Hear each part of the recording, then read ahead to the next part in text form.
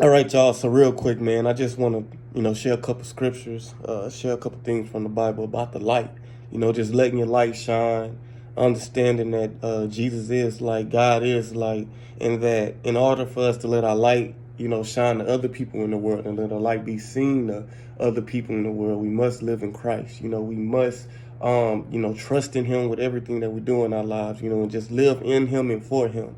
But this is all about the light because I think it's important that everybody lets the light shine, man. All of us are blessed with this light that God has given us to give to the world, to show to the world. And we can't let, evil things, or we can't let, situations or things we experience in our life take away that light in the world. I think some of us have been there before where we can be in a situation and our light can become dim. And that's the enemy's ultimate plan. His plan is to dim our light and eventually, get to the point where our light is completely shut off. And I just want this to be a reminder that you are a light to the world. You are light. You are a light to everyone around you. Do not let the enemy, do not let the devil make you think different, man. You are a light to the world. But some of these scriptures are just a reminder of the light, and understanding that you are a light to the world. So, first one comes from John, chapter 1, verses 4 through 9. It says, "In Him there was life. That life was light for people of the world. The light shines in the darkness, and the darkness has not overpowered the light. There was a man named John who was sent by God. He came to tell people about the light, and the light is Jesus Christ. It says, through him, all people could hear about the light and believe. John was not the light, but he came to tell people about the light. And that's how we need to be, y'all. Even though we are not the light, the actual light, the source of life, the source of light, we need to be just like John and tell people about the light, who is Jesus Christ. It says the true light was coming into the world. The true light gives light to all. I'm going to say that the last one again. The true light gives light to all. And this is about when Christ comes to the world. So when we live in this world, y'all, when we are going through this world, man, just tell somebody about Jesus. Tell somebody about that light. Even though you may not be the main source of light, you still can tell people about the light. But anyways, I'm going to move on. I'm going to go down to Matthew 5, verse 14 through 16. And this says, you are the light that gives light to the world. I'm saying that again. You are the light that gives light to the world. A city that is built on a hill cannot be hidden. And people don't hide a light under a bowl. They put the light on a lampstand. Then the light shines for all the people in the house. I'm going to say that one again. It says, they put the light on a lampstand. Then the light shines for all the people in the house. So don't hide your light, y'all. Like I was saying earlier, do not put yourself in a position or place where your light cannot be seen. Let your light be on the highs of lampstands. Let it be on the highs of pedestals. And when that light gets turned on, it's going to be able to shine for everybody around you. Everybody's going to be able to receive light from you. Everybody's going to be able to, see your light and be able to feel that light, And when I say receive light from you, I'm not saying that like I say, you're not the main source of light, but they're going to be able to receive your light because of who you believe in and who you live for. You get what I'm saying? They're going to receive your light because of who you believe in and who you live for, which is Jesus Christ. Then it says, in the same way, you should be a light for other people. Live so that they will see the good things you do. Live so that they will praise your Father in heaven. Again, it says, in the same way, you should be a light for other people. Be a light to the world, y'all.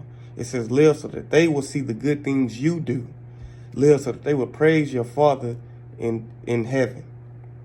Live so other people can see that Jesus lives through you. Live so that people can see the good things you do for the world.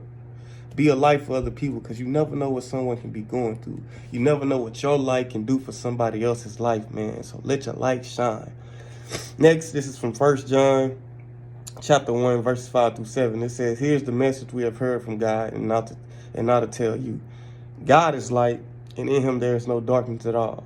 So if we say that we have fellowship with God, but we continue living in darkness, then we are liars. We do not follow the truth. God is in the light. We should live in the light too. If we live in the light, we share fellowship with each other. And when we live in the light, the blood of the death of Jesus, God's Son, is making us clean from every sin. So this is when John was talking about forgiveness of sins. But he's also telling us we should live in the light.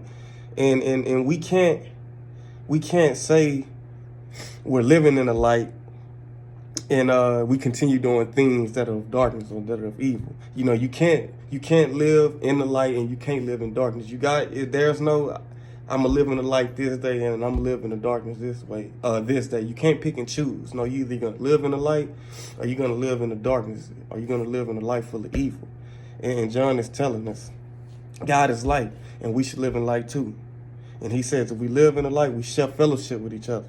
And when we live in the light, the blood of the death of Jesus, God's Son, is making us clean from every sin, y'all. So take that into account, man. Remember, God is light, Jesus is light, and in them there is no darkness at all. There is no darkness at all. But moving on, this is from John 3, verses 19 through 21. It says, people are judged by this fact. It says, I am the light from God that has come into the world. But man did not want light. This is Jesus talking now. He says they wanted darkness because they were doing evil things. Everyone who does evil hates the light. He will not come to the light because it will show all the evil things he has done. But he who follows the true way comes to the light. Again, he says, but he who follows the true way comes to the light. Then the light will show that the things he have done were done through God.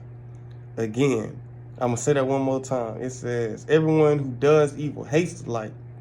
He will not come to the light because it will show all the evil things he has done. But he who follows the true way comes to light. Then the light will show that the things he has done were done through God. The things he has done were done through God. Man, let me just move on. 2 more verses, y'all. This is from Ephesians 5, verses 8 through 9. It says, in the past, you were full of darkness, but now you are full of light in the Lord. Let me just say that again, because some of us need to be reminded. Our past is over. Tell yourself your past is over. That past life is over. That past life of evil and darkness, of hard times, of the enemy always thinking that he won, and the enemy always had you thinking that your light is never going to shine. I just want you to say, in the past, I was full of darkness. Tell yourself that in the past, I was full of darkness. But now, I am full of light in the Lord. So let's live like children who belong to the light. Light brings every kind of goodness, right living, and truth. I'll say that again. So live like children who belong to the light. Light brings every kind of goodness, right living, and truth. We ain't living in the darkness no more, y'all. That past life is gone. We're not living in the light. We're not living full of light. We're not living for the Lord, man. Let's live like children who belong to the light, like he says. Because goodness, right living, and truth come through living in the light, man. But last one, y'all, we almost there. John 8, verse 12. It says, Jesus is the light of the world. It says, later, Jesus talked to the people again. He said, I am the light of the world. The person who follows me will never live in darkness. He will have the light that gives life. Again, it says, later, Jesus talked to the people again. He said, I am the light of the world. The person who follows me will never live in darkness. He will have the light that gives life. So if Jesus is the light of the world, and Jesus says the person who follows him, if we follow Jesus, we'll never live in darkness, but we'll have light that gives life. We will have light that gives life. That's why it's important we let our light shine, because when we let our light shine, you know, when we live through Jesus, when we live for Jesus, we are able to give life to others. Not in the way that Jesus, a God, can, but in a way where a person can see you. They may be having the worst day ever. They may be having the hardest time ever. And your light, your presence can lift up their spirits in that moment, man. So this is why we live in the light, man. We just don't live in the light for ourselves, but we live in the light for others. We live in the light for Jesus. We live in the light to let somebody know about him. This is why we live in the light. This is why you need to let your light shine, man. Do not let the enemy hinder your light. Do not let the enemy hinder your light. But that's all for today, man. I just want to remind you about letting your light shine, man, and letting Jesus be seen all over you inside your life, man. God bless you, man. Love y'all. Peace.